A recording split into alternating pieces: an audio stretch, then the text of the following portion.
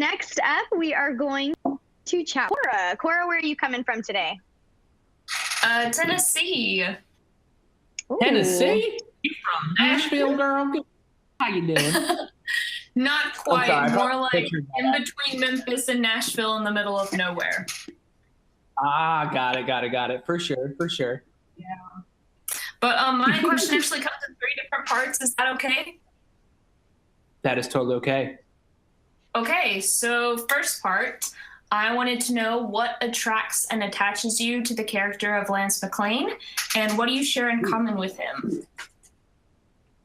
Very nice. I think one of my favorite parts about playing Lance and playing Lance that was just as attractive as a role to play in the beginning, definitely, and throughout the whole series is he's definitely a goofball. I think he reminds me a lot of myself in real life. I think Lance kind of will make like kind of dumb jokes and stuff to kind of like lower the intensity of like the serious situations. And he's just a total dork, which I think is very much me. So that's fun to play. And it's also, as an actor, it's fun to play kind of like comedic roles at time and get like a lot of the funny one-liners, especially when you're recording in the booth, because, it's like your goal is just to make your castmates kind of laugh. And if you can make them laugh in the corner of the booth while you're saying a line, you've succeeded. And I think he's just a character that's very lovable and is very relatable in a lot of ways. And so that's the main reason I love playing Lance. Most definitely. And then the second part is, have you learned anything new about yourself or any meaningful life lessons through voicing this character? Interesting. I think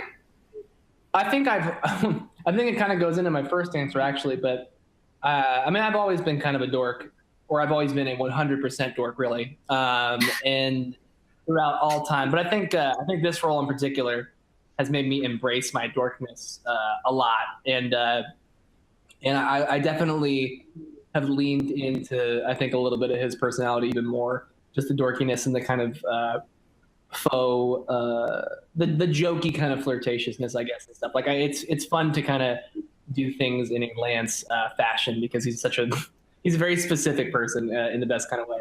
And so I think I've learned how dorky I can be in the best kind of way, and I love it. So I think that's probably one that I've seen. And that's how you wooed your girlfriend, right? Oh, 100%, because there is absolutely no smoothness or skill in how I went about that. It was all the adorkableness, There was no suave debonair moves that were happening there. I can't pull it off. If I tried to even do like a smooth pickup line, I would probably just start laughing halfway through. Or the way I would do it would be so undebonair that she would start laughing instantly. And so, yeah. So no, yeah, the dorkiness is what got her, I think. And then the final part of my question is, Lance's ending, do you think it's suiting for him without any spoilers? Mm-hmm. Well, hey, this is the finale's coming up, fan cast here, so I'll do my best without spoilers, but who knows?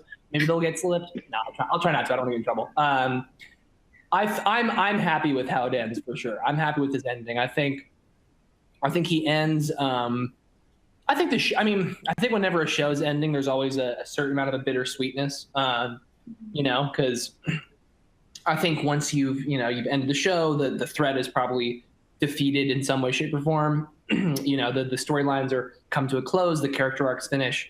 I think Lance will be happy to be done with the probably stressfulness of fighting people 100% all the time.